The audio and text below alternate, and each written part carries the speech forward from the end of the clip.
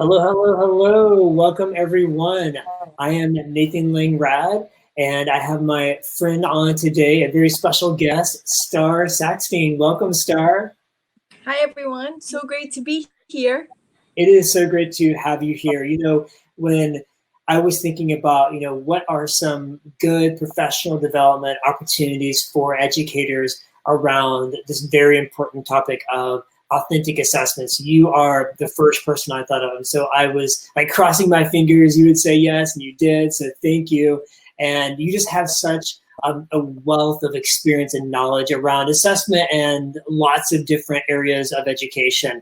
I've seen your TED Talk. You're a TED Talk presenter, and the title of that TED Talk was perfect. A recovering perfectionist journey to give up grades. I think any title like that piques my interest, and I want to know more.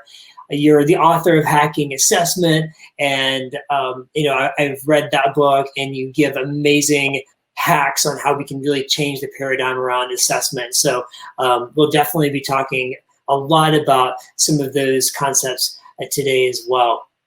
And I'll pass it on over to you, Starry, so you can talk a little bit more about your background. I will go present full screen here so everyone can see all of the wonderful things you have done. Oh, you're gonna make me go. Perfect. So I think most notably in all the years that I've been in education, the 16 years I spent in the high school and middle school classroom were probably where I did most of my learning in terms of what I'm doing now. It was a privilege and an honor to spend all of that time with the kids in that space and my colleagues, and really it's funny if whether you're new to education, you're kind of moving through it middle career, which is kind of what I guess I assume I am at this point. 20 years, is that like middle career? Sure, we'll call it. Yeah, we'll call it that. There's so much that you learn, and when you reflect on where you were and kind of where you ended up, that gap is always kind of fun for me to at least consider. So as you're seeing on the screen here, 16 years, high school English and journalism, everything from 7th grade social studies / humanities up through 12th grade AP Lit, which is where I spent most of my time in the English classroom, as well as a journalism and newspaper facilitator. After those 16 years, I had the privilege of being the director of humanities in West Hempstead, which essentially was an opportunity to build a really interdisciplinary space with some amazing teachers.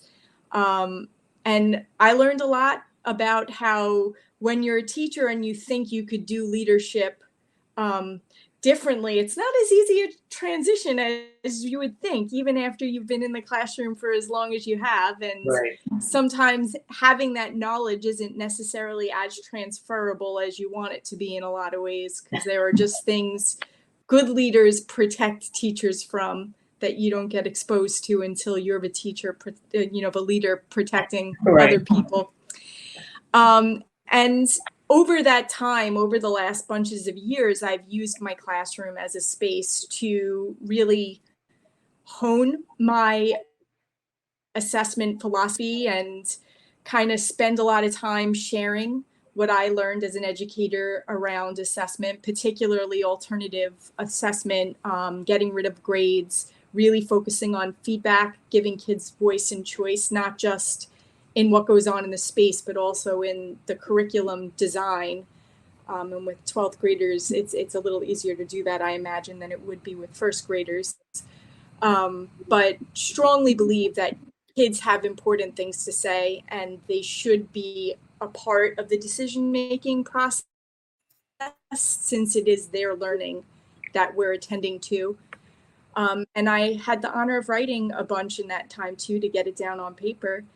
And my blog on EdWeek as well also gave me that opportunity. And we don't certainly need to talk about me all this time. I'd rather get right into the work. If you're interested in learning more, you hit up my website or go to Twitter, and I try to respond to everybody. Those are the books that I've worked on in the past. Right now I'm finishing up one on SEL and assessment, and I have one in the hopper about learning centers in secondary spaces.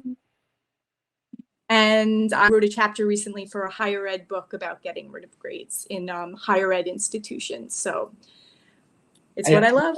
I feel like I can have a whole library, but nothing but Starr Saxton books. So maybe definitely should be a goal of mine. You are a fantastic writer, and you and I have collaborated on some things together. And I think you have such a wonderful view of assessment and feedback, and you are a trusted confidant that I love to get feedback from, because your feedback is so thoughtful, and I know that's translated into the works that you've done around assessment. So this is fantastic. I hope everyone's able to check out all the wonderful resources and support you've written. Yeah, it's kind of great. Yeah, so let's talk about what our webinar is about today. At first, I will talk about the format, and then I will dive into our learning objectives, and then we will kick it off with talking about some assessment-specific concepts. So really today, we are here to look at strategies for creating authentic assessments in a blended learning environment, because it's very challenging right now, especially in the summer. We're in this kind of interesting phase where we just kind of finished with remote learning, and then now we're looking at reopening schools, we're looking at digital learning and blended learning, and we're trying to create this kind of hybrid learning model. But we still have lots of questions. A lot of us have a lot of questions around how do we continue to look at alternate assessments and authentic assessments. And your experience, obviously, no matter if it's in a blended environment or a face-to-face environment, still speaks to how can we effectively assess. So that's what we're going to focus a lot of our time on today. And then at the end of our webinar, I'm going to take you all on a tour of the WeVideo platform and apply some of your assessment strategies, Starr, to video creation, and how we can look at video creation in the assessment context. So that's what we will do today. And then at the end, which is like my favorite part, is looking at our questions in the chat. And so Starr and I will be able to dive into the chat every once in a while. I have my team, Jason and Jeremy, on as well, and so they will be able to assist you. And so if you would like to ask a question, feel free to use the Ask a Question button. And then, of course, if you want to connect with others during the webinar, you have the chat to do so. So with that, let's go ahead and dive on into student choice. And I think it's great to start at this place, because it really is about the students being in control of their own learning and assessment. So I had mentioned this before, and it really became a passion of mine once I got out of my own way. And I definitely want to put this out there to folks that when we first start teaching, I think we have to feel like we have all the answers, plan everything down to the minute, and giving kids choice in how they learn could seem a little scary at first, because then there's a lot we can't control. Yeah. So acknowledging the fact that kids learn in different ways, and kids have different backgrounds, and kids have different needs, we have to be able to try to address everything. And just this idea of differentiation in terms of what we can do as educators is vast in itself. These are the 4 basic things that we can allow for kids to have choice in. We could allow them to choose how they do the learning, what the product will actually look like at the end, how long it's going to take them to do it, and then also how they want to reflect about that learning after the fact. And I'm going to keep talking about reflection throughout this entire thing. It's going to be the embedded part of the assessment process, the necessary one, because as we build assessment capable learners, we want them to be able to really self-advocate. And when they have the vocabulary and the language to tell you what they know and can do and where they need help, you could plan better instruction to help them do that. Absolutely. I love how you're bringing in differentiation into assessment. I think many times when we hear differentiation, our minds typically go towards instructional strategies, like, oh yeah, we can try this strategy, which is more of a group strategy. We can try this kind of individualized strategy. But I love how you brought in assessment. I'm curious, with process and product and pace and reflection, how do we, I think process is kind of the most intriguing, because how we assess is such a complex concept. Can you kind of talk more about the how do we kind of differentiate process in the world of assessment?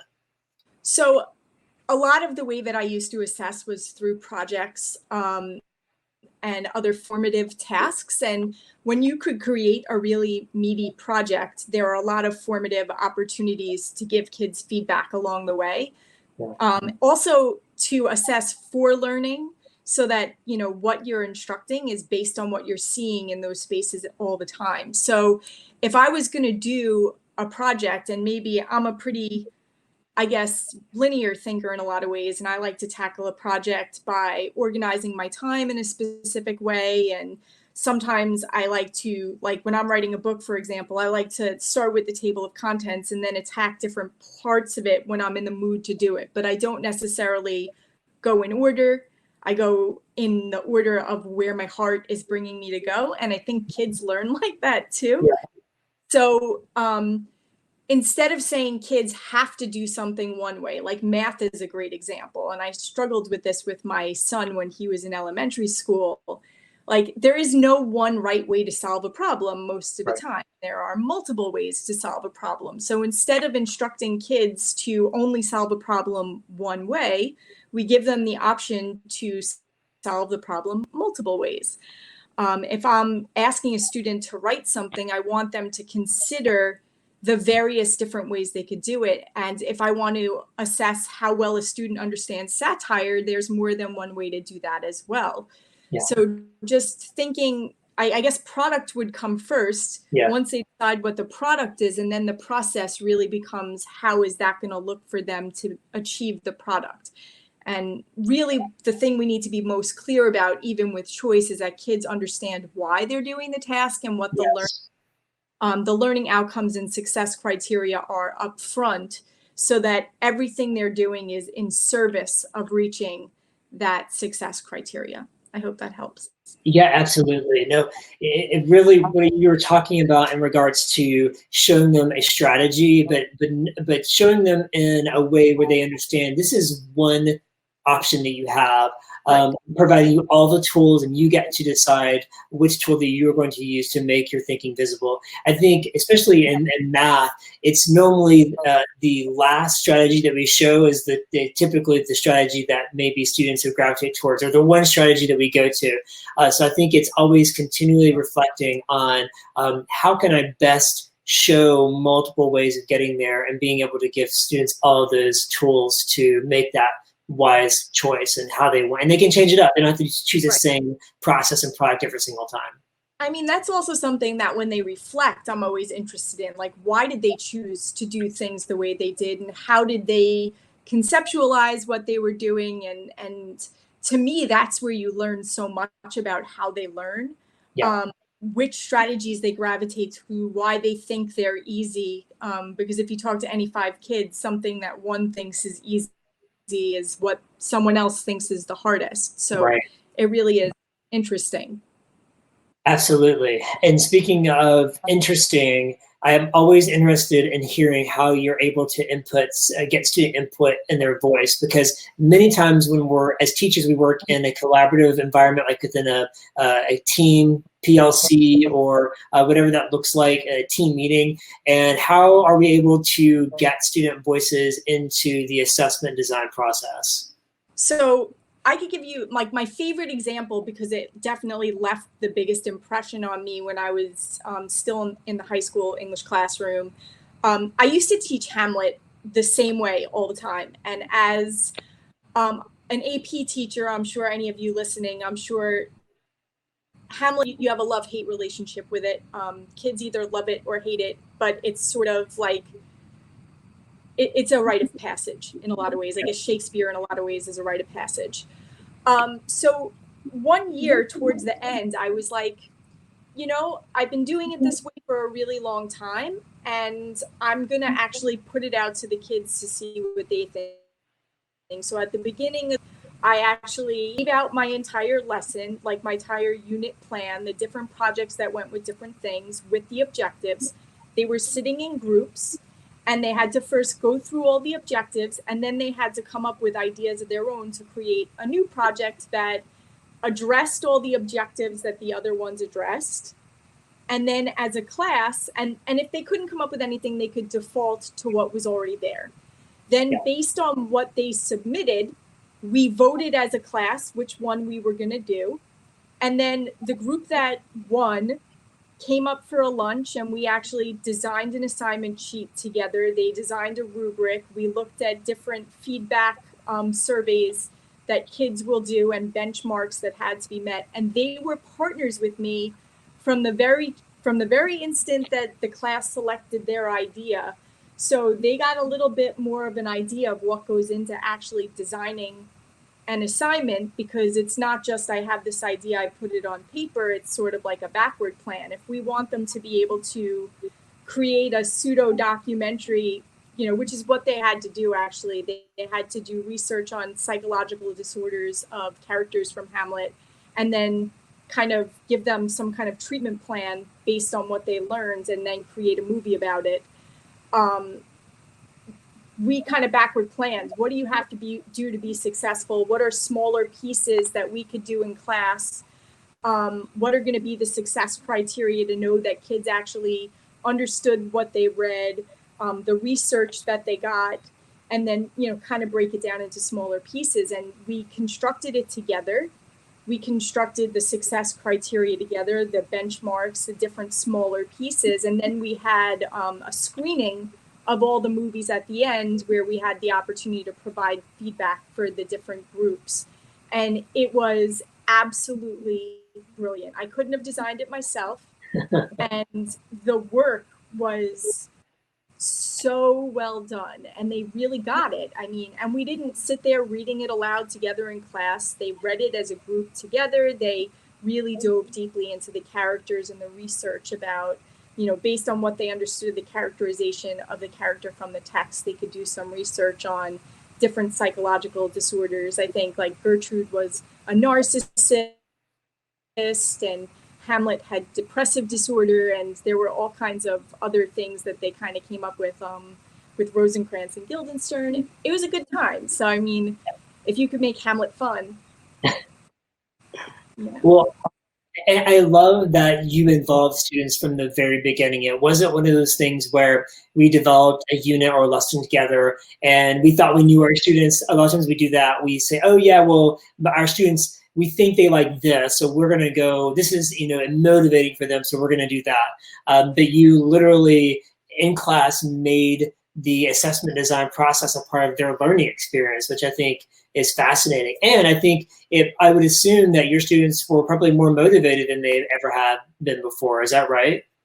Yeah, I mean, I was very fortunate because my whole class was all my classes were very student centered. They were very accustomed to having that much control. Yeah. Even in my 9th and 10th grade, like media classes, they were designing their own final projects based on the work that we were doing through the year. And part of the assignment was for them to design the assignment. Because for me, learning isn't just about the content, it's about the skill set involved in doing the work. Yes. And if you're going to design, like anybody who knows who tries to design a really good project, it takes time and thought, and sometimes they really don't go the way that we hope they will. And teaching kids about that, I think, is valuable too, because then they approach projects differently once they understand the design of them. Absolutely.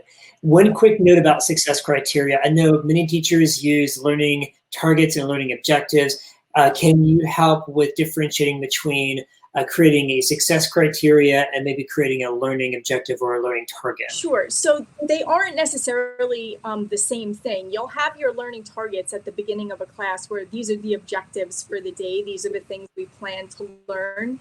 And then the success criteria is how they're going to know they were successful at meeting that learning target. Or so if kids get into the habit of understanding that they need to be transparent and clear about what they're learning, that's what the learning target is.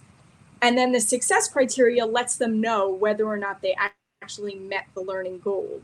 We want it to be kid-friendly language. We want it to be standards aligned or skill aligned as much as possible. And kids need to know that before they start. Like, imagine trying to get somewhere and not having a map or directions to get there, just an idea of where you're going. Right.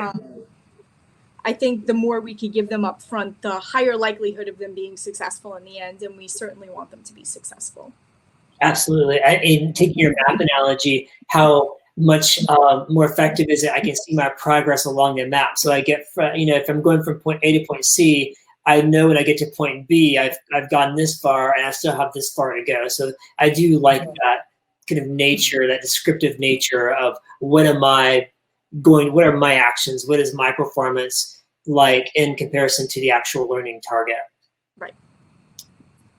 Okay, so we talked about voice and choice. Share with me a little bit about how clarity, comes into assessment design.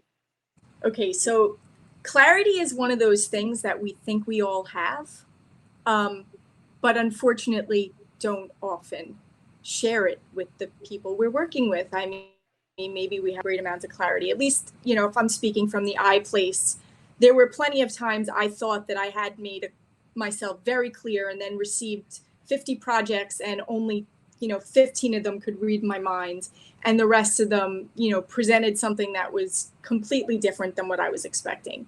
And at some point you have to say to yourself as a teacher, is that user error or teacher error? And if there's such a disproportionate amount of what's going on, then clearly there's a clarity issue. And I think with all of the stuff that's been going on in this blended learning environment with COVID, and parents having to be involved in what's going on, our clarity matters more than ever, because parents aren't going to be able to help kids unless they themselves are clear on what we're asking students to do.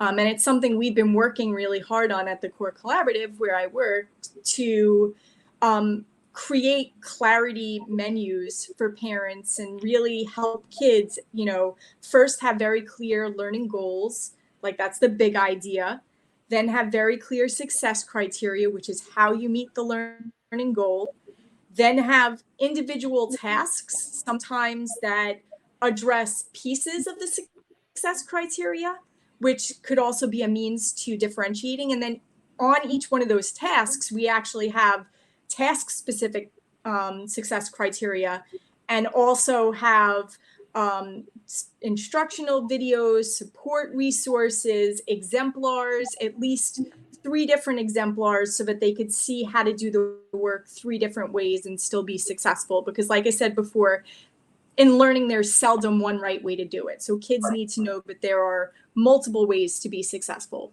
creating something. And I think that each one of those opportunities provides a teacher the opportunity to give feedback along the way as they start marking their way. So even if we aren't as clear as we need to be, we could identify that right away and be able to say, I'm not, tell me a little bit about what you thought you were supposed to do, so that I can make sure we're on the same page about what that is. Absolutely. You and I share the same thinking along formative feedback, and the fact that formative feedback gives a student much more clarity, speaking of clarity, about where they are in their journey of mastery or proficiency. And there are many teachers who are on today who are still required to give grades. And I think you and I can agree that, and I think most of us can agree, that grades aren't inherently or intrinsically motivating.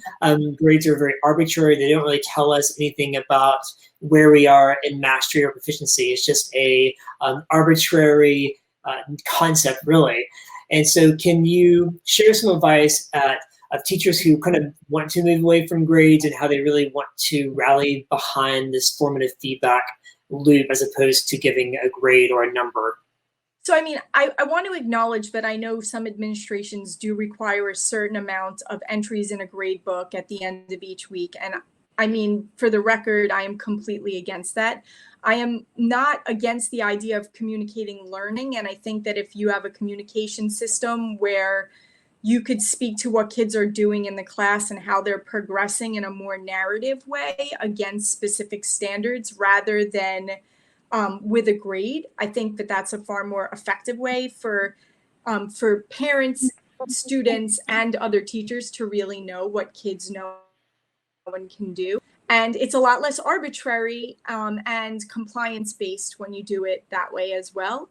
So the first thing I would really recommend is stop putting grades on everything. Like that's something you could do right this second, especially if it's a formative part to assess to an assessment. Like you should never be grading a first draft of anything. I don't really know how that's helpful to anyone to get their initial ideas about something beat down with some kind of grade. And what does 100 on a draft look like anyway? When you know full well that you're going to be doing more work to it. So I struggle, especially as a writing instructor, to think about how we could label learning in that way. I think we could talk about strengths of writing and areas of challenge that need continued work. And as a writer myself, there are certainly things that I'm always working on. And I think that you could be really good at something, but never quite get, you know, like there's always something else you can improve on. So giving kids that mindset around learning skills, that it takes a lot of practice, and the less we grade, and I say this all the time, as soon as you put a grade on something, the learning ends. So if you want kids to stop trying, put a grade on something, unless it's a low grade, in which case they're grade grubbing because the only reason they're persisting is to make it higher. So try to do as much as you can to give them really good, actionable feedback about what you see and notice. Build goal setting into what's happening so that they have individualized goals. And that's also another means to differentiate when you're providing feedback, because you know what they're working on. You could provide strategies that are specific to that. And that's also where the reflection comes in, because they're going to talk to you about their goal setting. They're going to talk to you about what they were working on, and they're going to show you pieces of their learning throughout the project that supports whether or not they really do know something. And then if you have to give a grade, do it at the very end of the summative process, after they've had time to practice, after they've had time to revise. And I'd even argue still let them revise after you give that grade at the end. These are very helpful advice, Starr, especially as teachers who may want to go completely gradeless and completely formative, standards-based, but they're trying to find ways where they can kind of work towards that. So thank you for that advice. Yeah, thanks. Well, another aspect of assessment is not always just focusing on the teacher providing feedback to students, but also students working together. Can you share a little bit about how this works in the assessment design? Absolutely. And this is also part of that voice and choice piece, because students need to start relying, like there needs to be an autonomy on their learning. And if we are clear and we do co-construct success criteria and they understand what they need to be doing, teachers can set up peer feedback situations where for the younger kiddos, we're giving them sentence starters, frames to really think about the specific things they're looking for, and maybe one or two strategies. If it's good, you never want them to say it's good. You want them to say why it's good, which has, you know, the double purpose of first validating the student they're working with, but also solidifying that they have the understanding to identify why something's working and why it's not worked, or conversely, why it's not working.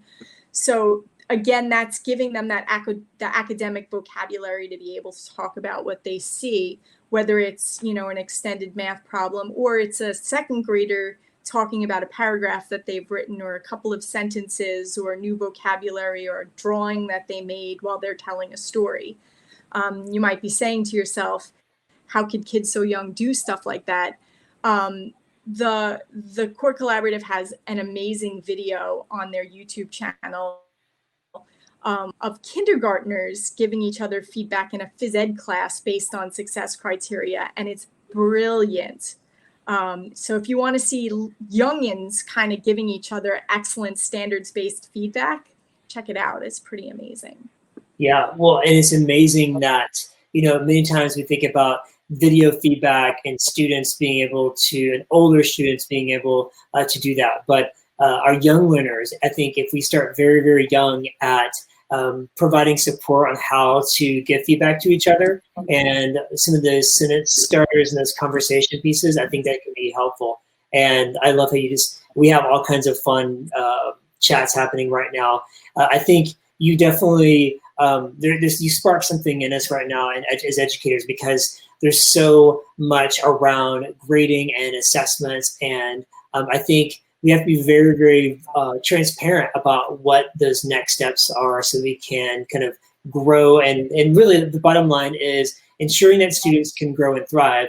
And we can have the most innovative instructional strategies. If we don't change our assessment practices, then it's going to keep hindering us. So I'm reading a little bit of a chat, which kind of goes to what you're saying right now, Nathan. And somebody just said, we have to find a way to intrinsically motivate our students. And I want you, if you have kids of your own or you teach youngsters, think about a 2 or 3-year-old. They are curious about everything in the world.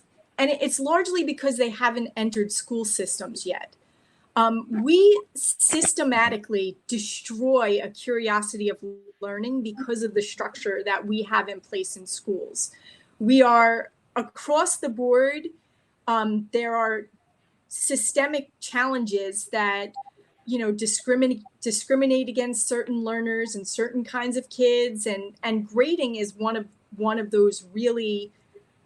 Grading and testing kind of going hand in hand. Just you watch the drop off from 2nd to 3rd grade in New York. We start testing in 3rd grade.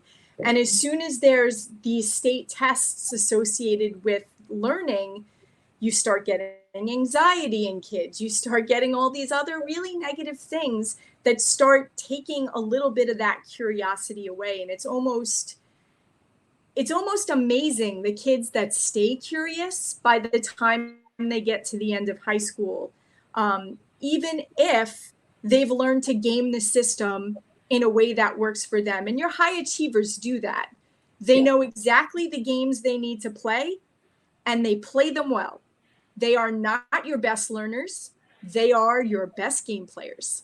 And I think that there's something to be said for that kind of intelligence. I give them credit for that. Being able to understand and manipulate a system are very important skills for later in life, because they're likely to have to deal with those kinds of bureaucracies throughout their lives. But it's not going to fill them the same way that a love of learning is going to. And a lot of our more reticent students, or our more troublesome students, will say, the ones that push back the most, they're the ones that are actually usually the most, I don't want to say intelligent, but definitely the ones that they get it a little bit more, and they don't want to conform to the expectations. But that doesn't mean they're any less intelligent or interested or curious. It just means we haven't found a way to get them to buy in. And again, that's systemic. There's only so much a single teacher can do, I think, sometimes to combat that. Absolutely.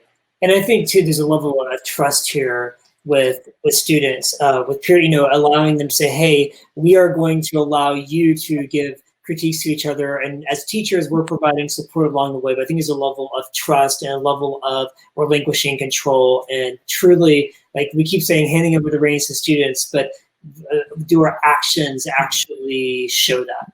And looking at reflection, for example, I know that you had said early on, like reflection is kind of embedded throughout the whole process. Share a little bit more kind of about how reflection is so important part of the assessment design.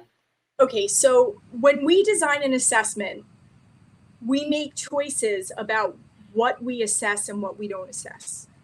And I think it's inherent to what we value, and it's also inherent to what we think we're teaching.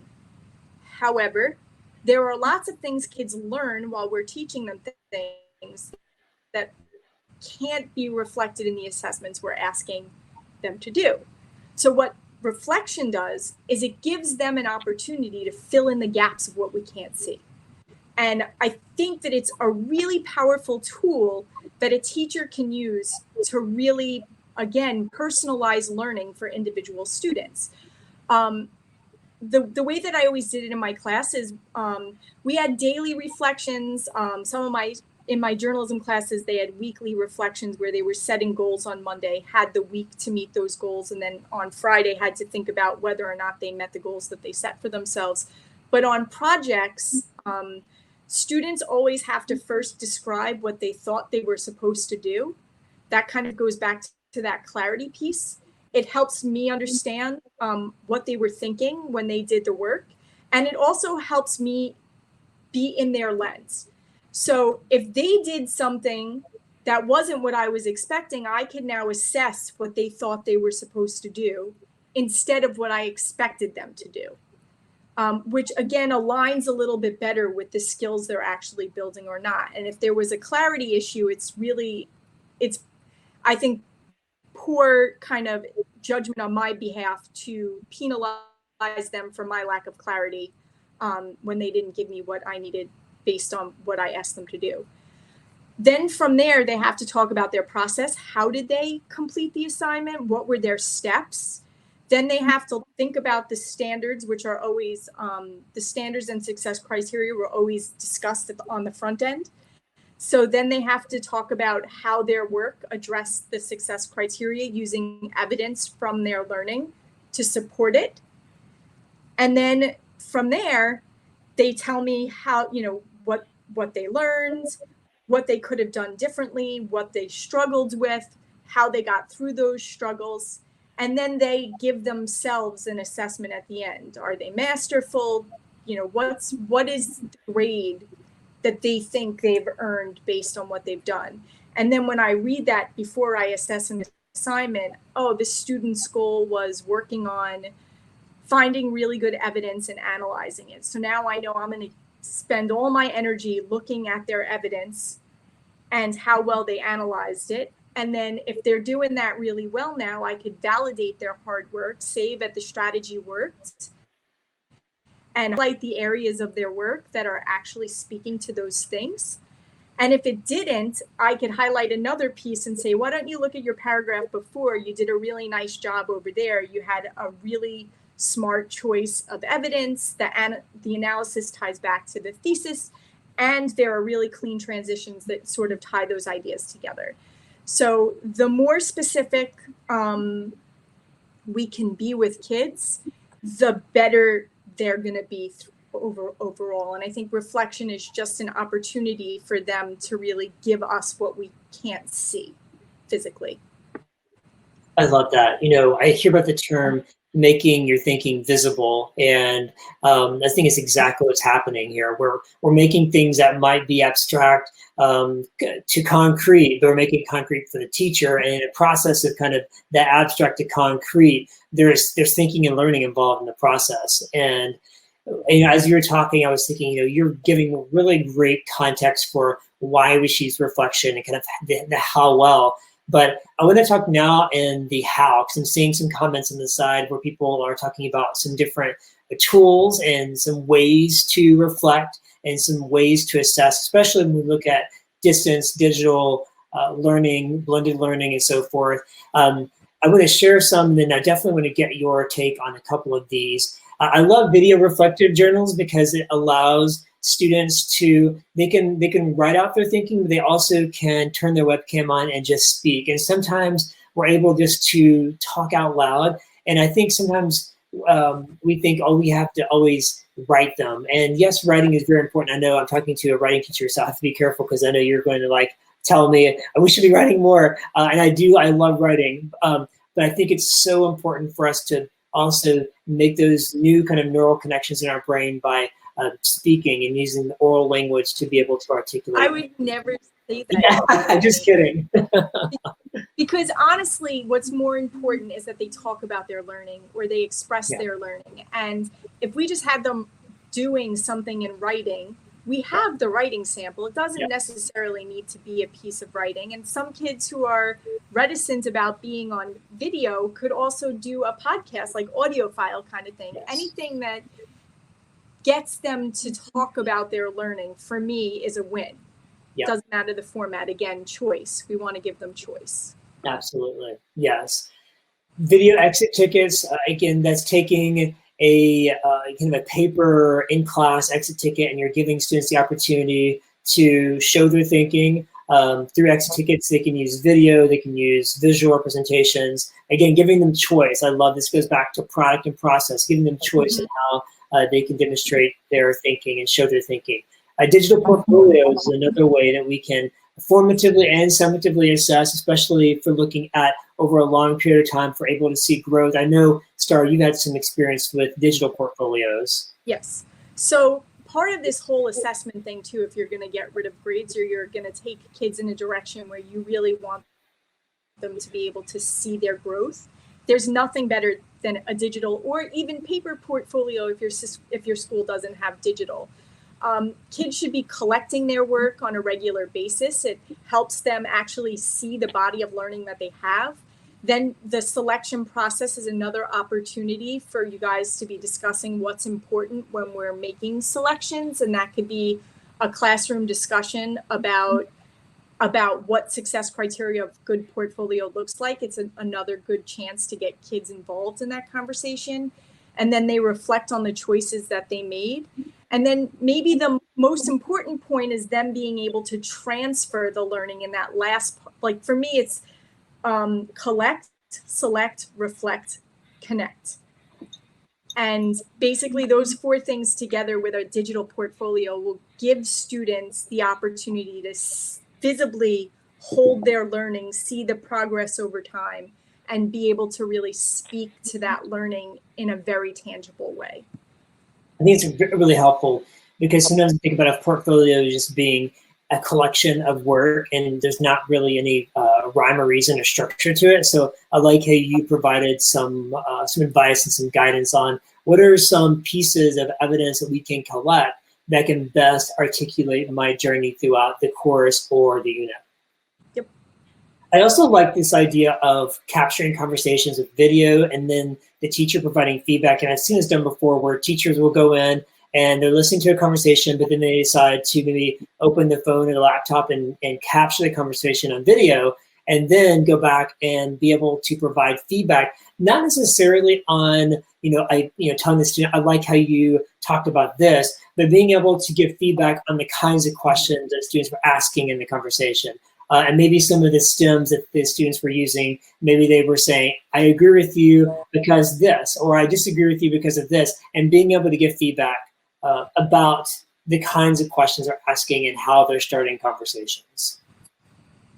And I mean, there's also great things you could be doing with live streaming in your classroom if kids have signed media waivers, where kids at home who might be absent. So there's an accessibility piece there as well, that if kids aren't able to be in school, they can still be involved in what's happening in the learning space. And then you can archive it and start a YouTube channel, and now parents can see what's going on in there and kids could go back to it. So again, another form of differentiation, because for those kids who need to hear it once, twice, 3 times, they could stop the video, play it again. You could even do, once you upload it to YouTube, you could even do closed captioning so that they really can see the learning in the space. Absolutely. Well, so I know some of our, just like our differentiated needs, I know some of our participants and listeners today may be new to doing video reflections or video journals or digital portfolios. So I am going to show in the WeVideo platform how teachers can easily create these videos as an assessment piece. And so I know the format here. I know that myself and Starr, our video boxes may be blocking the timeline there. So no worries, I'll be kind of moving some things around here so you'll be able to see it. And of course, I would invite you to go to the WeVideo site. If you haven't used WeVideo, sign up for a trial and be able to kind of try it out. But what I love about this platform is that I'm able to either capture video in the moment in the platform or video I've taken before and drag it in. So for example, whenever you go into my dashboard here, this left-hand side of the screen, this is all the media that I currently have, from audio, video, times I'm out in my garden, I'm doing a read aloud, whatever I have recorded and I've embedded, still images. But then I also have stock media here. And when I click on stock media, I'm able to bring in media that I don't have to worry about getting copyright or royalty from, or getting permission, because we've already have that taken care of within our WeVideo platform. It's royalty free. So for example, I mentioned gardening. So if I wanted to show my thinking around a concept of photosynthesis and gardening, I just type in gardening and it pulls through 1 million different assets that we have in WeVideo. And I can choose videos or stills, but this shows, sowing seed, and I think this would be a great one. So I can just pull this down into my timeline here. And then as a student or as a teacher, if I want to highlight maybe a process I'm thinking about while we're watching this video here. So this is what it's going to look like in the previous screen. And so you get an idea of what the finished product might look like. But I'm going to want to add text throughout the process. So I just click on the text button, and let's say I like this motion title here. I drag it down, and of course I double click on it, and I want to say something about my thinking around photosynthesis, and say changes, and then I'm able to insert my thinking in the text along the way. Now, of course, I can go beyond my stock media. I want to go look at my media I've already created. So let's see, this has some media here I'm going to drag in. And this is what I've already created. Hi, today I'm going to show you the power of using WeVideo to create read alouds. And that was a video I created with read alouds. And you can also insert, so if I wanted to insert pictures that I have found, either online or pictures I've taken, these are some public domain images from the Wizard of Oz, so I can put that in here as well.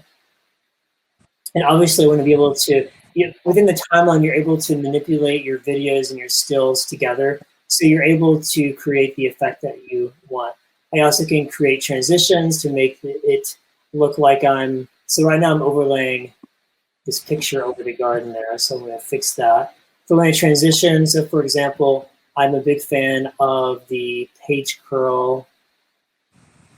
So you can drag that here, and it makes it look like I'm turning pages of a book.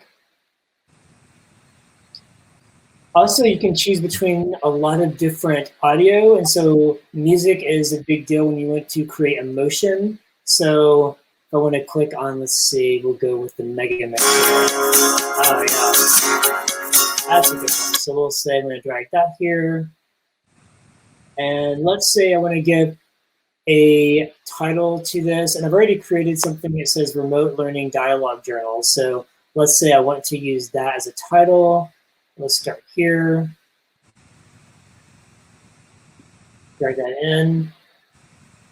And then I'm able to obviously play the video from the very beginning.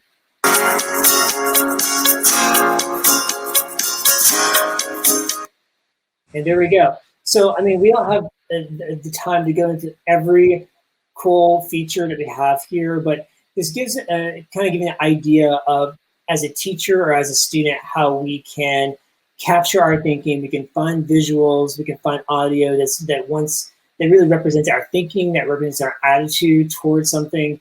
And then when we're finished, we just click the finish button, and I'm going to call this, my gardening video. I can choose audio only, so if you want to do a podcast, you can choose to not even have the video portion there. I can just download it as an audio file, or I can make it into a GIF image, which is really, really cool because you're able to post it and you can embed that into a Google slide doc. GIFs are very popular now, and so we have that option available as well. I can make it SD or HD, and then you can put it right into Google Drive. So very easy. I encourage, if you haven't tried out WeVideo before and thought about WeVideo as an assessment tool, then to go ahead and give it a try. And I know that there are lots of questions here for you, Starr, so I don't want to take any more time away from you. I just wanted to show that real quick. But let's go to our questions here because during the presentation we had a lot of questions, and I'm going to go in order of what questions received the most amount of votes. And so the first, this comes from Tamiko, and this had the most votes. So how can we expect students to help us form an assessment when they do not yet have the knowledge necessary to understand / construct the criteria for success? So I don't think you're going to be doing this in September when the school year starts. I think that this is definitely something you develop over time. And if you're in a school where this is common practice, and they should start doing it pretty young, but if you're the first teacher, like I was, even though they were coming to me in 11th and 12th grade mostly, and I'm like, yeah, you've been doing things one way your entire life, and now we're going to do them a totally different way. You kind of have to start modeling and being super intentional at the beginning of the year about what you're modeling, why you're modeling it, do a lot of think alouds, explain your choices, and always say to them, soon you're going to be more involved in this process. And so you might start by having them make smaller choices. And the success criteria co-construction can start right away, where you have a brainstorm like, okay, if we look at an exemplar, tell me what is good about this piece, or maybe we start even farther back than this. Is this a good piece or a bad piece? Why? Based on your own knowledge of things. And then give them an opportunity to sort of brainstorm around that.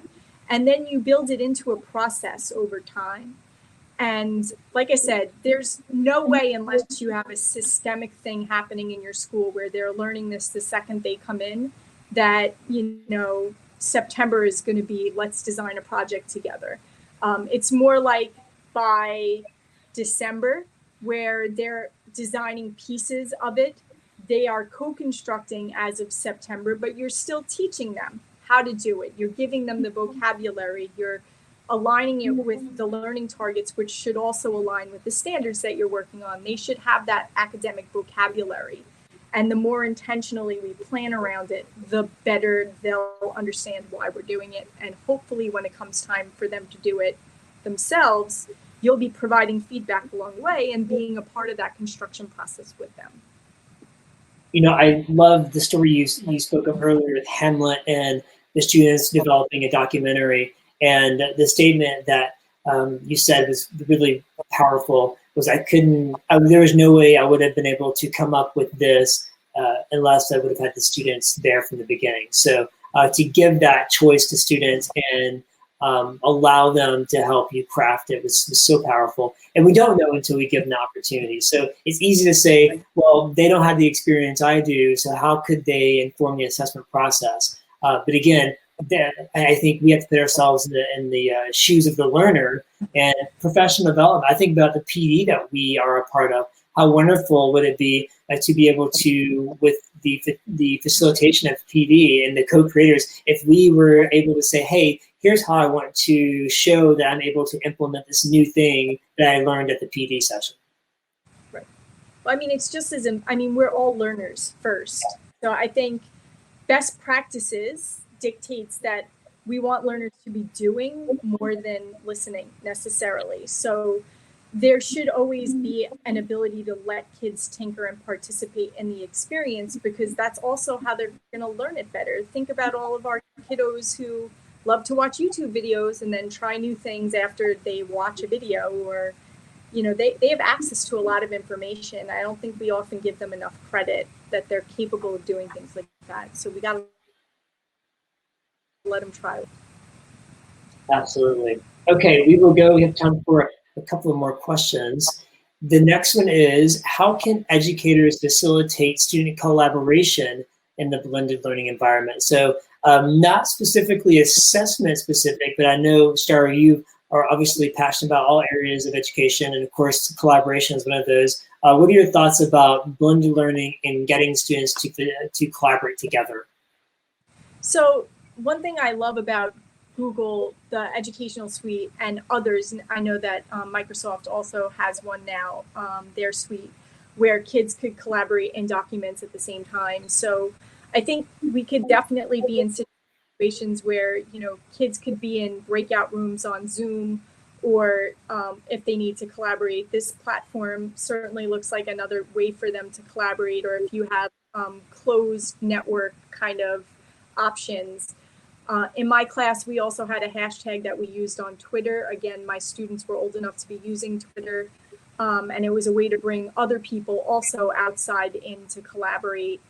And if you have documents and things like Voxer, you could send voice messages asynchronously, so that if people can't commute away, they could be leaving voice messages for each other and do it that way. And Flipgrid also is another way to get kids to collaborate visually, asynchronously, if that's the way you want to do it. Yeah, and also want to throw in there too that in WeVideo, your students can also collaborate with each other, so they can edit videos. As a teacher, you could go in and look at student videos and being able to give feedback on student videos as well. So that collaboration is really key to intrinsic motivation. It really is connected to the collaboration, the critical thinking, all the C's that we have for the 21st century skills. We're well within the 21st century. It's really important for students to be able to collaborate together, and especially when thinking about measuring success criteria. And I think we have to really look at, are we allowing our students to collaborate effectively? I mean, and to that point, I would say that we actually have to teach them how. It's not an inherent skill that we come into life knowing how to do, and not all students really like to work with other students. So we have to be super intentional about not just saying, okay, you're going to work in this group. There need to be protocols where kids understand what the expectations are inside of those collaborative environments, co-constructing success criteria even around protocols for collaboration and group work in class, so kids always know this is what's expected of me when I'm working in a group. This is how I contribute learning, and it's not just 4 kids divvying up whatever the assignment is in isolation in that space and then kind of coming together, unless you're intentionally doing some kind of jigsaw activity where they're actually doing that on purpose. But I think too often, again, high achievers are looking to get done quickly, and in lieu of actual collaboration where they're talking to each other to get through a task, they find ways to get it done faster. So we need to actually teach them how to collaborate. Absolutely, agreed. I think I have time for one more question. What digital portfolio products have people found useful? Starr, you and I can kind of weigh in on this, and others in the chat can as well. In my school, we used Richer Picture for a little bit. That was a paid platform. I didn't like it. It was a little clunky, but it's out there. There are things like Fresh Grade now has a really good one in terms of kind of getting kids involved in the process, being able to take pictures of their work if it's something they're doing in front of you. And it could be as simple as setting up a folder system in their Google Drive where they're labeling stuff, they're holding everything in there, and then either creating like a Google site afterwards or something where they do a screencast of all their learning from what they have inside of it. So I'm not sure that there necessarily needs to be a tool unless your school can afford one and kids are taught how to use them appropriately. Absolutely. Yeah, and I can say from this side, we've had teachers who ask their students to document their thinking and collect their portfolios within WeVideo, and those get exported right into Google Drive. So I think it's all about structuring how we're going to collect evidence, what evidence is important, and then managing where those pieces go. And so I think you've mentioned earlier, the Google Education Suite is really nice for, especially with folders, collaborative folders, and being able to store student videos and portfolios directly into Google Drive. Mm-hmm. Awesome. Well, we are out of time. This hour has gone by really fast. Starr, thank you so much for sharing your insight, your guidance, your wisdom on so much, really. I'm going to go back and watch the recording because I want to go back and kind of digest my own learning here. We would love to stay connected with you. I had put your handle on the chat. So feel free to grab that in the recording. Again, the recording is going to live on our webinars page, and that will be up this afternoon, and we have put that link on the chat as well. Jeremy from our community, he's our community manager. He would love to see everyone continue the conversation about assessments and blended learning on the creators page, the community creators page. And so hop on over there, and we would love to see you there. So again, Starr, thank you so much for your time. Thank you, everyone. And we are signing off for now. Have a wonderful day.